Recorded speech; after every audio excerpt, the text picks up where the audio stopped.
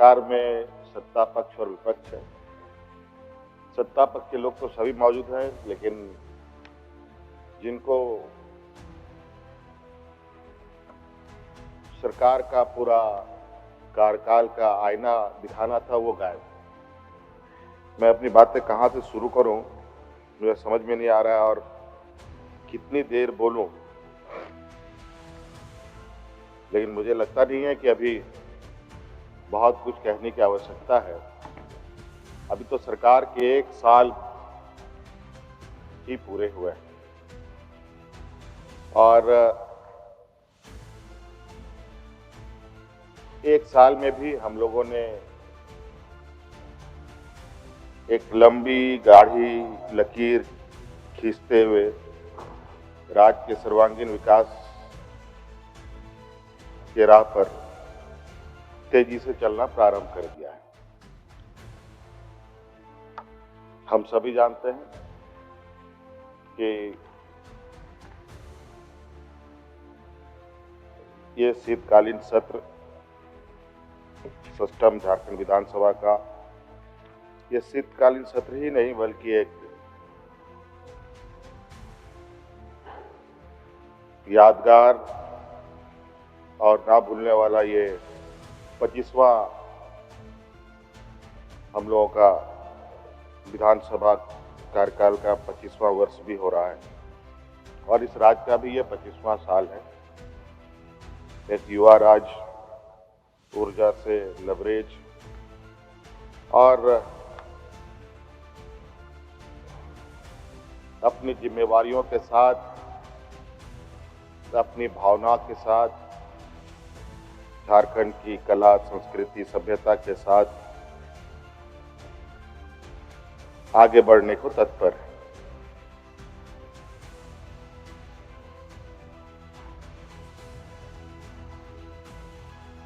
अध्यक्ष महोदय, यह सत्र शुरू होने से लेकर अब तक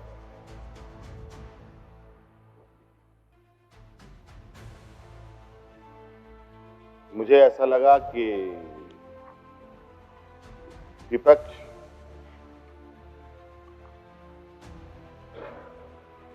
आज गायब होने के पीछे कारण ये भी है कि इनके पास कोई ना मुद्दा रहा है, ना कोई तर्क रहा है इस राज्य के प्रति, ना इनकी कोई संवेदनाएं हैं और ना इनके पास कोई सवाल है।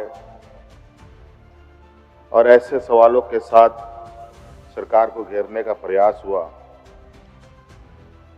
जिस सवालों में कहीं ना कहीं हमारे विपक्ष के ही लोग ज्यादा गिरते हुए नजर आए।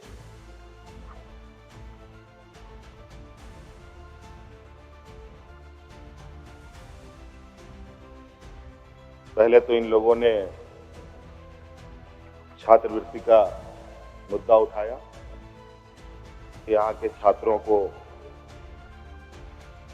छात्रवृत्ति मिलना चाहिए, लेकिन इस विषय पर भी हमारे पूर्व मंत्रिपरिषद के सदस्य ने बहुत स्पष्ट रूप से कह दिया कि किस तरीके से केंद्र और राज्य सरकार का एक जो सौतेला व्यवहार है वो पूरी तरीके से परिलक्षित हो रहा है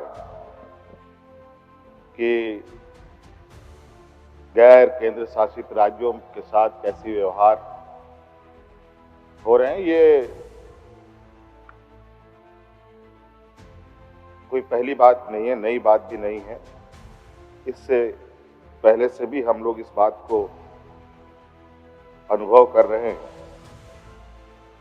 इसलिए विपक्ष को बिल्कुल कोई भी सवाल उठाने से पहले मुझे लगता है पहले इनको अपने गिरेबान में झांकना चाहिए और अपने तथाकथित जो इनके आला नेता हैं उनके साथ विचार विमर्श करना चाहिए। उसके बाद सवाल वो करे तो कोई समझ में भी आता है। अध्यक्ष महोदय, आज राज्य के होनहार बच्चों के लिए, हमारी आने वाली पीढ़ी के लिए सरकार दिन रात मेहनत कर रही है। ना हम उनके हक अधिकार को छीनने में ना उनको शिक्षा से वंचित करने में हम लोगों का ना कभी कोई विचार रहा, ना कोई ऐसी कार्य योजना रही है। बल्कि इनके कार्यकाल में आप देखेंगे तो इन लोगों ने कई एक स्कूलों को भी बंद किया, कई एक बजटों में इन लोगों ने कटौती करी। केंद्र सरकार द्वारा जहां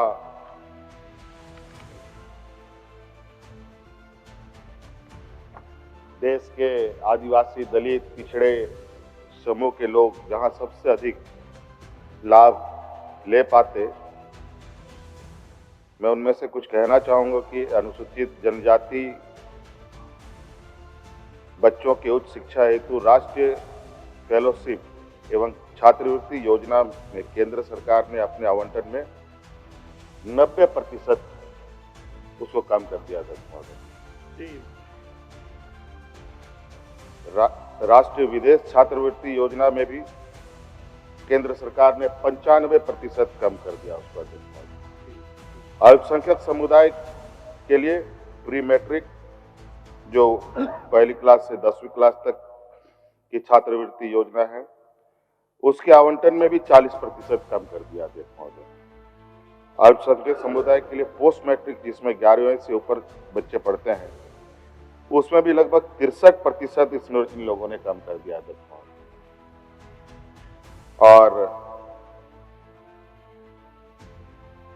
मेधा आधारित एवं आय आधारित छात्रवृत्ति जो टेक्निकल और व्यावसायिक पाठ्यक्रम होते हैं, उसमें भी आवंटन लगभग 75% इन लोगों ने कम कर दिया अध्यक्ष महोदय। तकनीकी शिक्षा संस्थानों के लिए जो अनुदान योजना में भी आवंटन में इन लोगों ने मतलब केंद्र सरकार ने 61% कम कर दिया। आप बताइए अध्यक्ष महोदय, ऐसे स्थिति में जो ये मांग करते हैं, ये कहां तक उचित है? हम लोग छात्रों के छात्रवृत्ति घटाने वाले लोग नहीं, बल्कि हम लोग उनके छात्रवृत्ति को बढ़ाने वाले लोग हैं। आप देख रहे हैं फॉरेन स्कॉलरशिप झारखंड सरकार की तरफ से चलता है। आप देख रहे हैं अध्यक्ष महोदय, गुरुजी क्रेडिट कार्ड के माध्यम से 15 लाख रुपए तक का बैंकों से आर्थिक सहायता मात्र 4% के इंटरेस्ट में उनको उपलब्ध कराया जा रहा है अध्यक्ष महोदय। और सावित्री बाई फूले जैसे महत्वाकांक्षी योजना सरकार चला रही है अध्यक्ष महोदय। कई ऐसे स्कूल और स्कूलों में भी अध्यक्ष महोदय हम लोग प्राइवेट स्कूलों के तर्ज पर स्कूल खड़ा कर रहे हैं अध्यक्ष महोदय। उत्कृष्ट सीएम उत्कृष्ट विद्यालय प्रारंभ हुए